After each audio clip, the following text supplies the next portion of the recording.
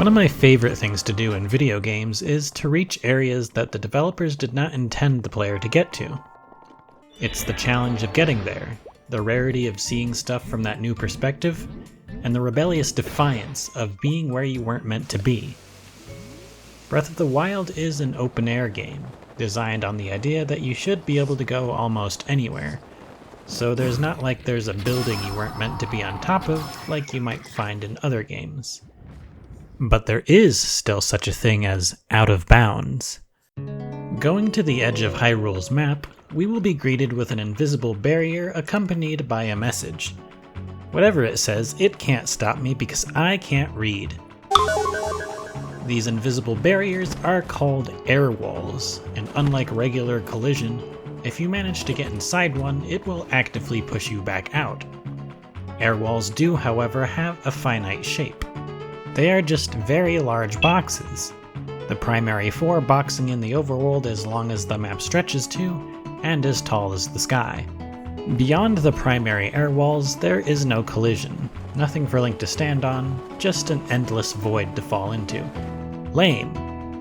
However, the secondary airwalls are smaller and guard Link from specific portions of the map that do have collision, such as the Tabantha border plateau. Let's start with there. For the longest time, getting past airwalls involved the most convoluted methods. But thanks to @Meru_LOZ, we now know that all we need is to go really fast. So fast that we reach the plateau before the airwalls load in. There's very few ways besides BLSS that lets us maintain the height we need and reach the speed necessary, so we'll be using that. If you don't know how to do that, here is a highly condensed tutorial.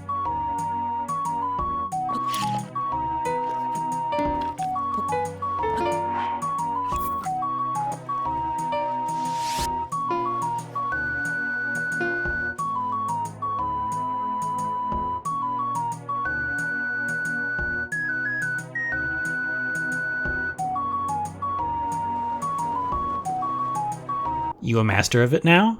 Cool! Things you now know because you're a master. There's a speed cap for BLSS that will reset your speed if you reach it. Barrels, pots, and rocks are better than remote bombs because you won't be constantly decelerating and you can actually reach that speed cap. And BLSS hurts your fingers. It sucks. So based on your masterful deductions, you now know that we must start on a high enough mountain, use a barrel, and zoom towards that plateau at no slower than just below the speed cap. You can use these barrels right beside Shadowgnaw Shrine by Selmy Spot, but I had no luck doing it from here. I tried and failed a lot. So I personally went to the peak of Mount Lanayru, used my amiibo privilege, Ganondorf amiibo, and gave myself a comfy amount of time to reach the speed and direction I need. If you want to follow along my specific steps, put a color pin on your destination, set up BLSS, turn your camera until the left side of Link's field of view on the minimap touches the color pin. Do individual quick counterclockwise spins to gain controlled amounts of speed. Typically, I do 24 to 32 spins to gain the needed speed. You can also see based on how far Link deviates from the center of the minimap.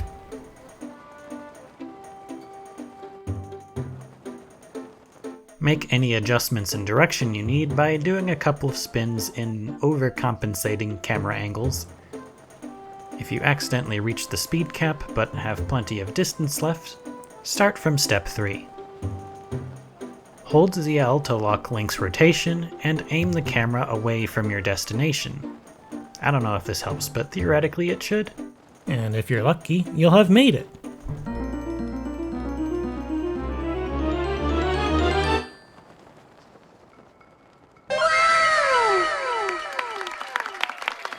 It's cool to see Hyrule from here. New perspectives. You can even place down your travel medallion, making that painful trial only necessary once. Try to avoid the low poly ground, it doesn't have collision. Although, just beneath the cliff, I found the sickest hill to shred on. Hell yeah!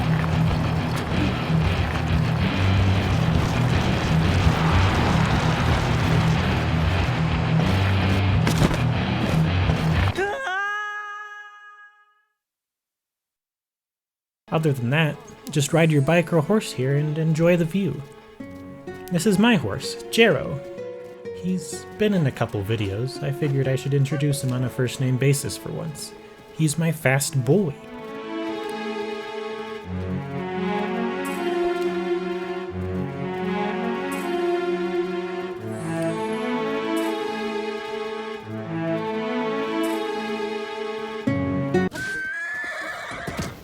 What the fuck?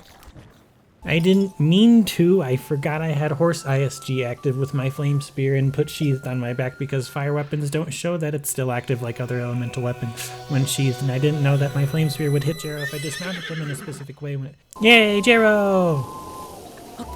Anyway, back on topic. I really wanted to explore the whole valley of pillars north of Lomai Labyrinth, but a majority of it is covered by a very large air wall. Stop pushing me back out! Let me in! Let me in! But luckily for us, past that air wall and the primary north air wall, we have our first exception to the rule. There is collision on those pillars. So let's follow those steps again, but for here. Put a color pin on your destination, set up BLSS, turn your camera until the left side of Link's field of view on the minimap touches the color pin, do individual quick counterclockwise spins to gain controlled amount of speed, hold ZL to lock Link's rotation, and aim the camera away from your destination.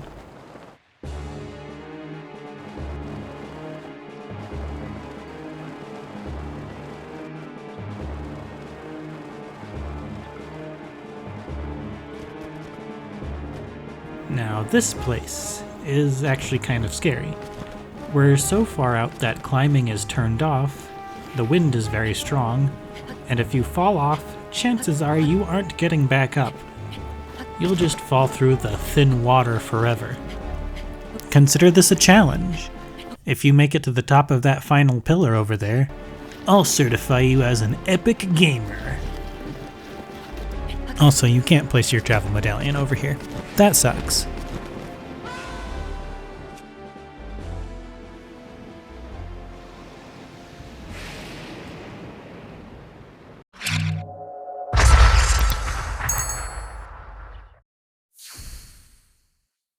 South of Daval Peak, another exception to the rule. Past the south primary air wall, there is collision on the cliff faces. However, unfortunately, or fortunately for your fingers, I have had no luck using BLSS to speed past these air walls. Perhaps because this area is closer to the desert, having less things to load and therefore giving the air wall more time to load in? I don't know. So we have to do something else. Here is what I opted to do. Step 1. Get moon jump. Step 2. Ollie clip beneath the ground near that area.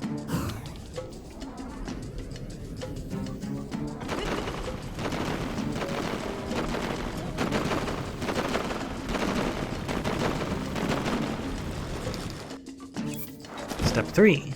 Find something to stand on and get your grounded state back. We're essentially doing my impossible chest method that gets me out of bounds.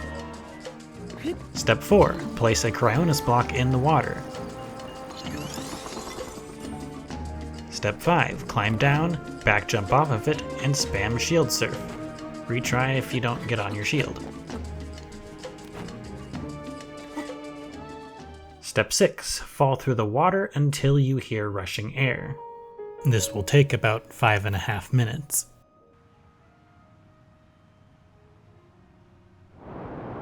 Step 7. Get off your shield and start jumping back up until you start a super swim. Swim backwards out of the map and jump out and away from the water. I stay in the water until Link bumps his head on the bottom of the air wall to save time, but that's hard to explain without the potential of a lot of error. Step 8. time to spam that jump button until you're all the way back up.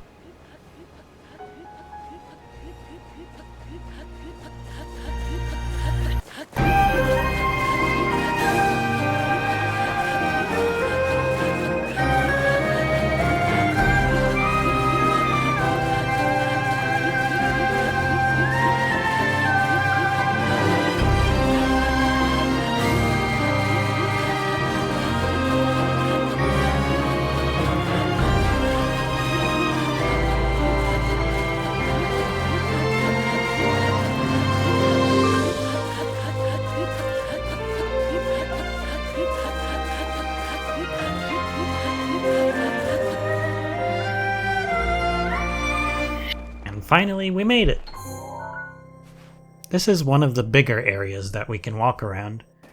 Lots of cliff faces that come with plenty of walkable ground. Additionally, this place is extra weird because physics of objects are turned off. You can have a lot of fun here, creating projectile art, letting bombs drag you behind, throwing stuff and watching them go nowhere.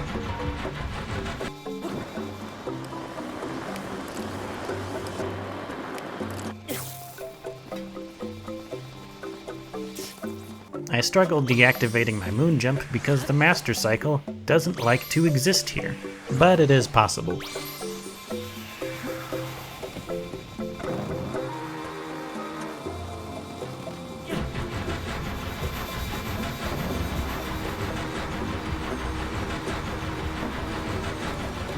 And wow, you can place your travel medallion here. Do not be deceived! Yes, you can place your travel medallion here, but if you try to warp to it, you will get a permanent loading screen. The game does not like.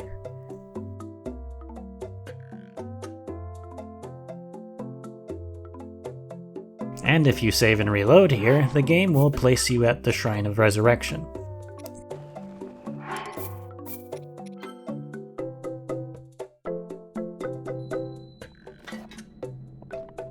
Consider being here as an act of rebellion, because the game clearly does not want you here.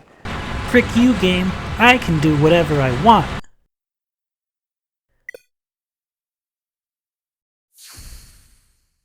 This will be our final exception to the rule. There is collision on the cliff faces for Gerudo Highlands even past the west primary airwall. While I'm sure you could possibly use BLSS to get there, I tried a couple times, got lazy, and decided to do the impossible chest method again, considering it was at least guaranteed.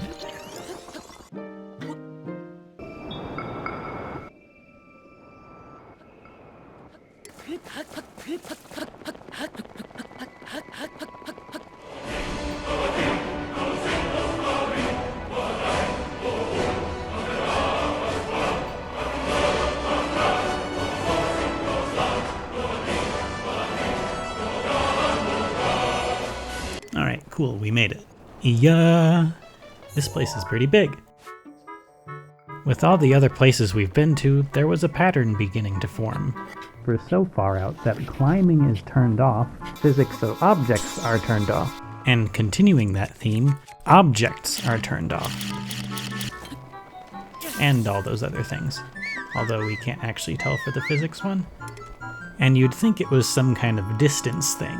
The further you're out of bounds, the more things get deactivated. But here at Gerudo Highlands, it's pretty binary. As I wandered to the south, closer to the primary airwall, I found the border of existence. We move along that plane of ordinary reality, and then suddenly extraordinary gaps. The border of existence. And confronting finitude, facing anxiety, injects a measure of intensity and urgency and vitality into our existence that otherwise it wouldn't have. You can place your travel medallion here, in certain spots. And you can fast travel to it, but the game tries to move the travel medallion back in bounds anytime you do, usually placing you inside the airwall, where you'll ultimately be pushed back into the overworld. There may be others, but if you place the travel medallion in this specific spot, It will still move the travel medallion, but not far enough to push you back in bounds, though it will if you travel to it a third time, without moving it back where it was first. So we kind of have a permanent doorway outside of the primary AirWalls, if you don't mind some maintenance of it.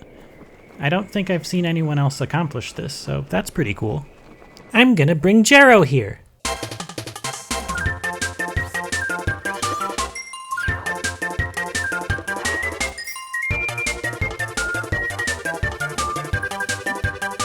Whee!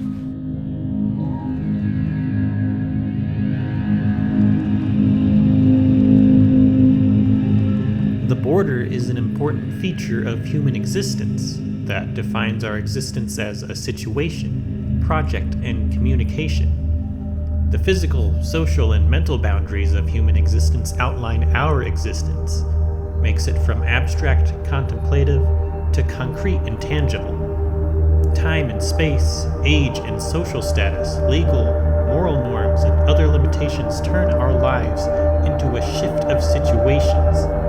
In existentialism, human existence is connected with those situations in which man has to make maximum intellectual, emotional, and volitional effort to orient himself.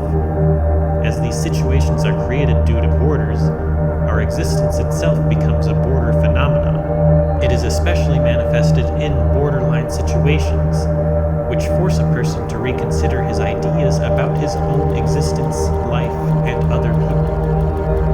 Okay, but it's different this time. I didn't kill him, I rode him past the border of existence. Is that like death? Can you still bring him back?